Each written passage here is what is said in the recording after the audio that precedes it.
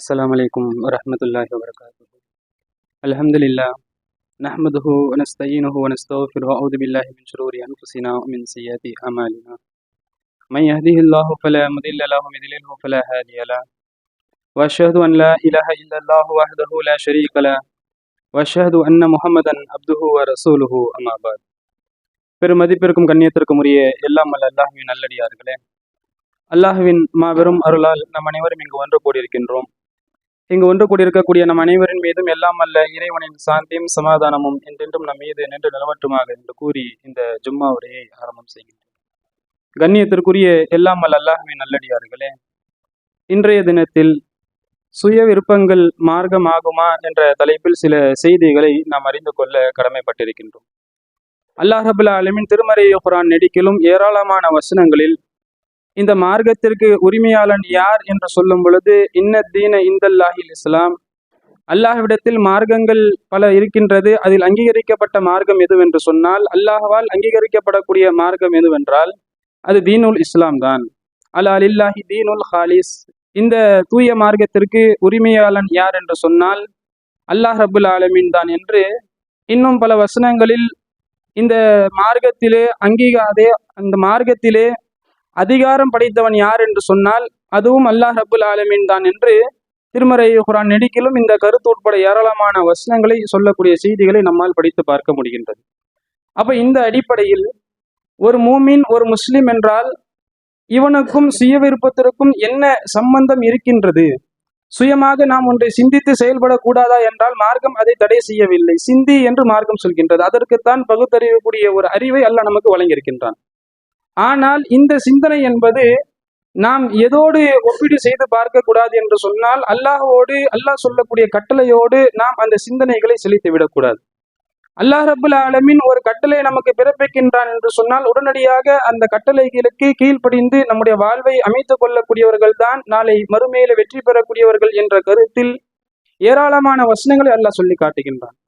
இன்னும் சில வசனங்களில் அல்லாஹ் சொல்லும் பொழுது கதல்லாஹு ரசூலுஹு அம்ரா, அல்லாஹும் அல்லாஹுடைய தூதர் அவர்களும் ஒரு காரியத்தை முடிவு செய்து விட்டார்கள் என்று சொன்னால் ஒமாகான் அலி மோமினீன வல முஃமினாத், நீங்கள் எவ்வளோ பெரிய நம்பிக்கை கொண்டிருக்கக்கூடிய ஆணாக இருந்தாலும், நீங்கள் எவ்வளோ பெரிய நம்பிக்கை கொண்டிருக்கக்கூடிய பெண்ணாக இருந்தாலும், நீ எவ்வளோ பெரிய தொழுகைவாதியாக இருந்தாலும், நீ எவ்வளோ பெரிய தர்மசீலனாக இருந்தாலும், ஒமா கதல்லாஹு ரசூலஹு அம்ரா, அல்லாஹும் அல்லாஹுடைய தூதர் அவர்களும் ஒரு காரியத்தை முடிவு செய்து விட்டார்கள் என்று சொன்னால் அதில் சுய விருப்பம் கொள்வது அனுமதிக்கப்பட்டது அல்ல என்று அல்லாஹ் சொல்லி காட்டுகின்றார். அப்போ இந்த செய்தியை ஒவ்வொரு மூமின்களும், ஒவ்வொரு முஸ்லிம்களும் நாம் நம்முடைய உள்ளத்தில் ஆழமாக பதிய வைத்துக் கொள்ள கடமைப்பட்டிருக்கின்றோம்.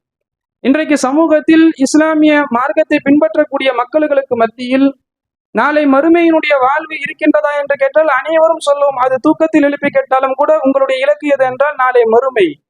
அது சந்தோஷமான நேரமாக இருந்தாலும் துக்கமான நேரமாக இருந்தாலும் அனைவரும் ஒருமித்த கருளில் ஒரே வார்த்தையை சொல்லுவோம், உங்களுடைய இலக்கு எது? ஏன் இந்த உலகத்தில் இவ்வளவு கஷ்டத்திற்குட்பட்ட ஒரு வாழ்வை அமைத்துக் கொள்கிறீர்கள்?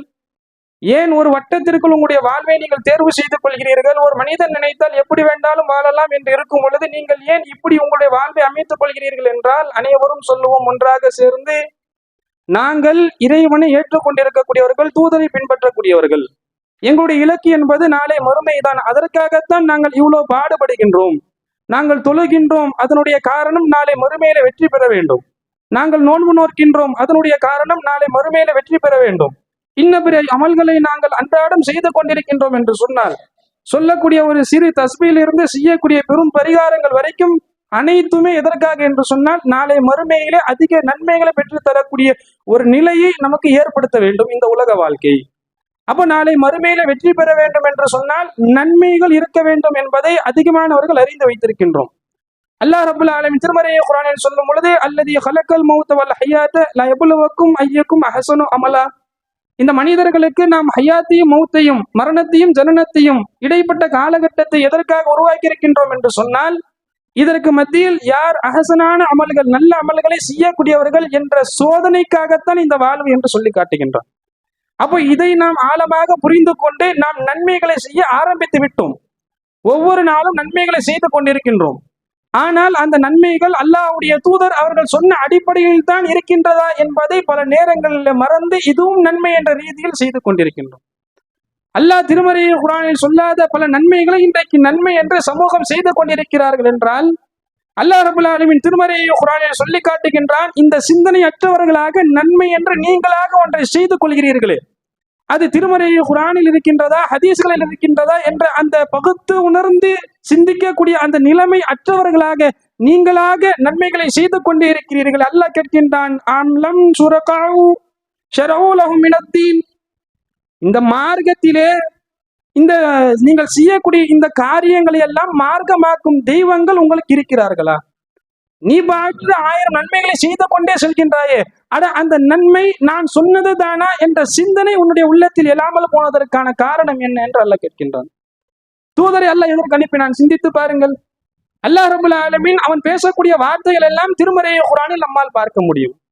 அன்னலம் பெருமானார் நபிகள் நாயகம் ஸல்லல்லாஹு அலைஹி வஸல்லம் அவர்களை அல்லாஹ் ரப்பல் ஆலமீன் தூதராக நமக்கு நியமித்தான். லகத் கான லக்கும் ஃபீ ரசூலில்லாஹ் உஸ்வத்துன் ஹஸன், இந்த நபியை நான் முன்மாதிரி ஆக்கி இருக்கின்றோம்.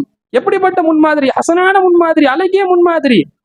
அந்த அழகிய முன்மாதிரி யாருக்கு என்று சொன்னால், யார் அல்லாஹ்வின் மீது ஈமான் கொண்டு தவக்கல் கொண்டு நாளை ஆகிரத்தினுடைய வாழ்க்கையை நம்பி யார் பயணத்தை புறப்பட்டிருக்கிறீர்களோ அவர்களுக்கு ஒரு அழகிய முன்மாதிரி யாரிடத்தில் இருக்கின்றது என்று சொன்னால் இந்த தூதரிடத்தில் இருக்கின்றது. நீங்கள் அந்த தூதரை பின்பற்றி உங்களுடைய வாழ்வை அமைத்துக் கொள்ளுங்கள் என்று அல்லாஹ் சொன்னால், அந்த தூதருடைய வேலை என்ன என்பதையும் அல்லாஹ் திருமறை குர்ஆனில் பல வசனங்களிலே சொல்லி காட்டுகின்றான். அல்லாஹ் திருமறை குர்ஆனில் சொல்லும் பொழுது நபியிடத்தில் எல்லாம் பேசுகின்றான், நபி உங்களுடைய வேலை என்ன தெரியுமா? இறைவனிடத்திலிருந்து உமக்கு என்ன செய்திகள் அறிவிக்கப்படுகின்றதோ அதை இந்த மக்களிடத்திலே சொல்வதுதான் உமக்கான வேலை. உம்மை தூதராக நாம் நியமித்திருக்கின்றோம் என்று சொன்னால், நாம் தொலை எப்படி சொல்ல வேண்டும் என்று நினைக்கின்றோமோ அந்த செய்தியை உம்மிடத்திலே சொல்லுவோம், நீர் போய் மக்களிடத்தில் சேர்க்க வேண்டும். ஒரு சதக்காவை எப்படி செய்ய வேண்டும் என்று நாம் நிர்ணயிக்கின்றோமோ அந்த செய்தியை நீ மக்களிடத்தில் எடுத்து உரைக்க வேண்டும். இதை தாண்டி நீயாக ஒரு வேலை, எப்படிப்பட்ட செய்தி பாருங்க. நம்மை விட்டு விடுங்கள், தூதர் மிகப்பெரிய உயர்ந்த அந்தஸ்தில் தர்ஜாவில் இருக்கக்கூடியவர், அவரிடத்தில் அல்லாஹ் பேசுகின்றான். நீங்கள் ஒரு வேலை இந்த செய்திகளை உலவு தகவுல அலைனா, இந்த முகமது உங்களிடத்துல செய்திகளை சொல்லி கொண்டிருக்கின்றார், இது இறைவனிடத்திலிருந்து வந்தது, இறைவன் எனக்கு வழங்கினான், இறைவன் இந்த செய்தியை சொல்கின்றான், இது இறைவேதம் என்று மக்களுக்கு மத்தியில் நீங்கள் போதனைகளை செய்து கொண்டிருக்கிறீர்கள். அல்லாஹ் வார்த்தையை பயன்படுத்துகின்றான், உலவு தகவுல அலைனா பலல் அகாவில், இந்த முகமது உங்களிடத்துல இது இறைவனுடைய வார்த்தை, இது இறைவனுடைய வாக்கு, இது இறைவனுடைய வேதம் என்று உங்களுக்கு மத்தியிலே சொல்லிக் கொண்டிருக்கின்றார். அப்படி சொல்லிக் கொண்டிருக்கக்கூடிய நேரத்தில் பலல் அகாவில், ஒருவேளை இவர் இட்டு கட்டி சொல்லி இருந்தால், மன விருப்பத்திற்கு உட்பட்டு சில வார்த்தைகளை சொருகல்கள் செய்திருந்தால் அல்லது நீக்கி இருந்தால், சும்மல கதானா மின் வல்வதீன், அவருடைய நாடி நரம்புகளை நாங்கள் துண்டித்திருப்போம் என்று அல்லாஹ் சொல்லி காட்டுகின்றான். எவ்வளவு கருமையான வார்த்தை! முன்பின் பாவங்கள் மன்னிக்கப்பட்டவர், இறைவனுக்காக அதிகம் அதிகம் அஞ்சி வாழ்ந்தவர், உங்களை விட நான் அதிகம் இறைவனை பயப்படுகின்றேன் என்று சொன்ன ஒரு மனிதர், அல்லாஹ்வுடைய தூதர் அன்னலம் பெருமானார் நபிகள் நாயகம் ஸல்லல்லாஹு அலைஹி வஸல்லம் அவர்கள், அவர்களுக்கு அல்லாஹ் ஒரு வார்த்தையை பயன்படுத்துகின்றான், சும்மல கதனா மின் வல்வதீன், அவருடைய நாடி நரம்பை நாம் துண்டித்திருப்போம், நபின்னு கூட பார்க்க மாட்டோம் என்று சொன்னால் நம்மெல்லாம் எந்த நிலைமையில் இருக்கின்றோம் சிந்தித்து பாருங்கள். அன்பிற்குரிய சகோதர சகோதரிகள், நன்மை நன்மை நன்மை என்று நன்மை செய்து கொண்டு நன்மை செய்வது தவறு கிடையாது. நன்மையைத்தான் ஒருவன் தேர்ந்தெடுக்க வேண்டும், நன்மையான பாதையில் தான் நம்முடைய வாழ்வு அமைந்திருக்க வேண்டும், அப்படித்தான் இறைவனிடத்தில் வேண்ட வேண்டும். ஆனால் அது நன்மைதானா என்ற அந்த சிந்தனை என்பது எப்பொழுது நாம் உரசி பார்க்க வேண்டும் என்று சொன்னால், அது திருமறை குர்ஆனில் இருக்கின்றதா, தூதருடைய வழியில் இருக்கின்றதா? அதை ஏன் இந்த சமூகம் இன்றைக்கு மறந்து விட்டது? நன்மைகள் லட்சக்கணக்கில் கொட்டி கொடுக்கின்றது, அல்லாஹ்வும் அல்லாஹ்வுடைய தூதர் அவர்கள் சொன்ன ஏராளமான நன்மைகள் கொட்டி கிடக்கின்றது. ஆனால் அந்த நன்மைகளை எல்லாம் தூக்கி வீசிவிட்டு நாம மனம் உவந்து சில நன்மைகள் என்று நாமே தேர்ந்தெடுக்கின்றோம். அப்படிப்பட்ட ஒரு அவலமான நிலையில் தான் மார்க்கம் இருக்கின்றதா? தூதர் சொன்ன செய்திகள் எல்லாம் எனக்கு பத்தாது, திருமறை குர்ஆனில் இருக்கக்கூடிய வேத வாக்குகள் அவைகள் சொன்ன அடிப்படையினுடைய வாழ்வை அமைத்துக் கொண்டால் மறுமையில் வெற்றி பெற முடியாது. நானாக புதிதாக பல மார்க்கத்தை உருவாக்கி கொண்டால்தான் அதனால் தான் எனக்கு நன்மை கிடைக்கும் என்ற ரீதியில் நாம் நம்முடைய வாழ்வை அமைத்துக் கொண்டோம் என்று சொன்னால் அல்லாஹ் ரப்புல் ஆலமீன் கடுமையாக ரோஷக்காரனாக இருக்கின்றான்.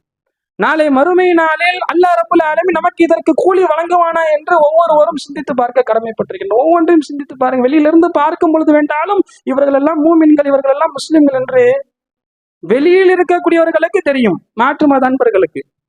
ஆனால் உள்ளுக்குள் வந்து விட்டோம் என்று சொன்னால் ஒரு தொழுகை தான், 2 வேளை தான், 2 ரகாயத்துகள் தான், ஒரு தக்பீரை கட்டுவார்கள். ஒவ்வொருடைய தொழுகையும் ஒவ்வொரு விதமாக இருக்கும்.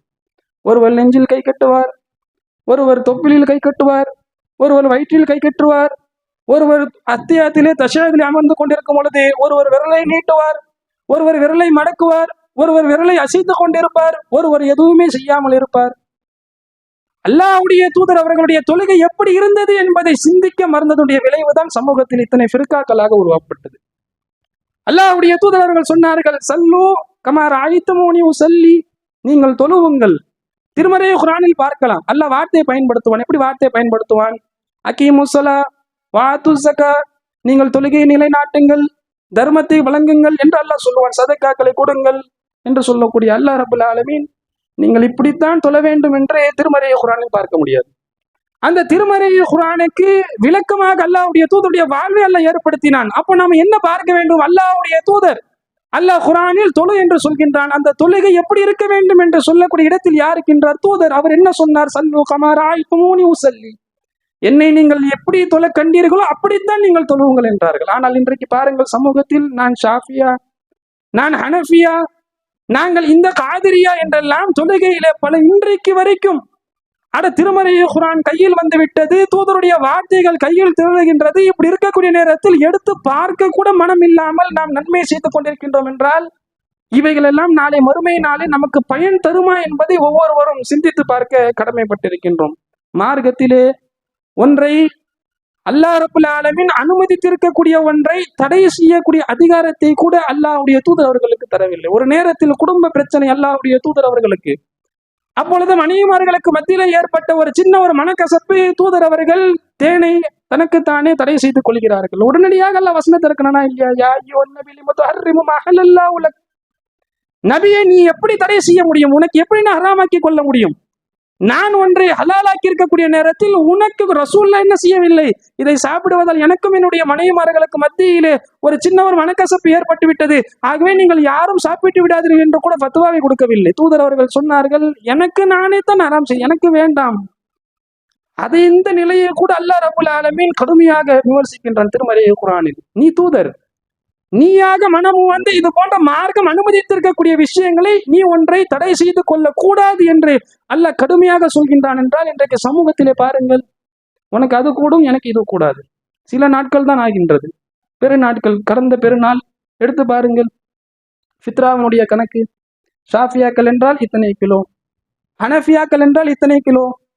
அல்லாஹ்வுடைய ஆலயத்தில் அல்லாஹ்வுடைய பேர் புகழக்கூடிய அந்த ஆலயத்தினுடைய வாசலில் வைக்கப்படுகின்றது ஒரு பலகை, அதில் நீங்கள் ஹனஃபிகள் என்றால் இவ்வளவு கொடுக்க வேண்டும், ஷாஃபிகள் என்றால் இவ்வளவு கொடுக்க வேண்டும். போய் கொடுக்கக்கூடிய மக்களையும் பார்க்கின்றோம்.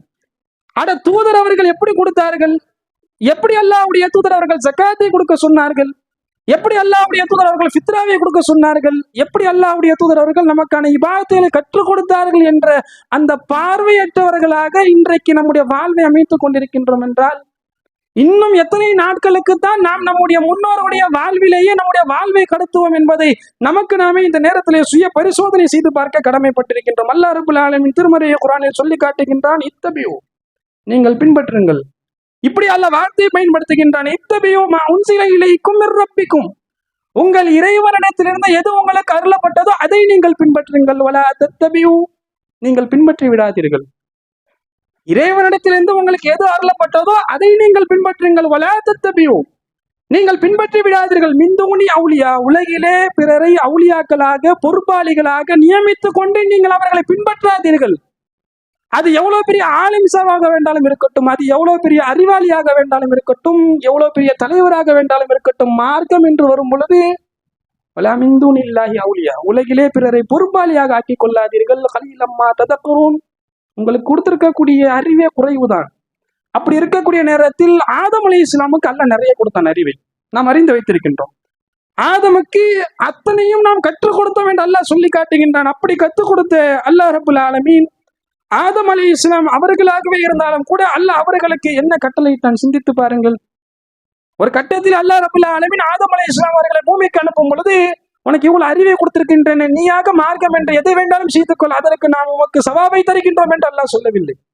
அல்லாஹ் வார்த்தையை பயன்படுத்துகின்றான், குல் நஹ்பிது மின்ஹா ஜமீஆ, இங்கிருந்து நீங்கள் அனைவரும் இறங்கி விடுங்கள். ஃபஇம்மா யாத்தியன்னகும் மின்னி ஹுதா, இந்த நேர்வழி என்பது, இந்த ஹுதா என்பது யாரிடத்திலிருந்து வரும் என்று தெரியுமா? வேற எங்கிருந்தும் வராது, நீ தேடி அலைய வேண்டியதில்லை, நாம் உமக்கு வழங்குவோம்.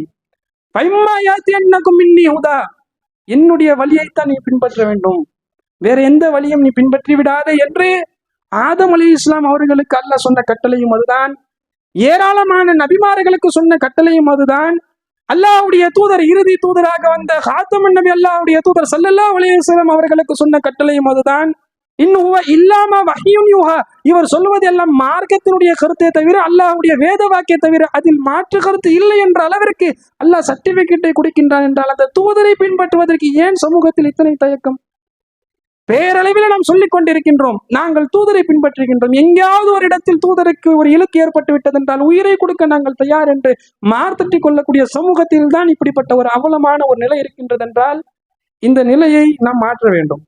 இந்த நிலை இன்னும் தொடரும் என்று சொன்னால் நாளை மறுமை நாளில் அல்லாஹ்விடத்தில் மிகப்பெரிய ஒரு குற்றவாளியாக நாம் ஆக்கப்படுவோம் என்பதை எந்த மாற்று கருத்தும் இல்லை. இது ஒரு புறம் இருக்கட்டும். இன்னொரு புறம் சிந்தித்து பார்த்தோம் என்றால் இந்த செய்திகளை எல்லாம் சமூகத்தில் கொண்டு போய் சொல்லும் பொழுது சுய விருப்பத்தை மார்க்கமாக ஆக்காதீர்கள், உங்களுடைய முன்னோருடைய வேத வாக்குகளை அது இறைவனுடைய வாக்காக நீங்கள் மாற்றி விடாதீர்கள், அவர்களை நீங்கள் கடவுள்களாக ஆக்கி விடாதீர்கள் என்ற அடிப்படையில் சத்தியம் இதுதான் அசத்தியம் இதுதான் என்று பிரித்து அவர்களுக்கு மத்தியிலே செய்திகளை சொல்லும் பொழுது இன்றைக்கு சொல்லக்கூடிய இந்த மக்கள் சொன்ன இதே வார்த்தையைத்தான் மக்கத்து காஃபிர்களும் சொன்னார்கள்.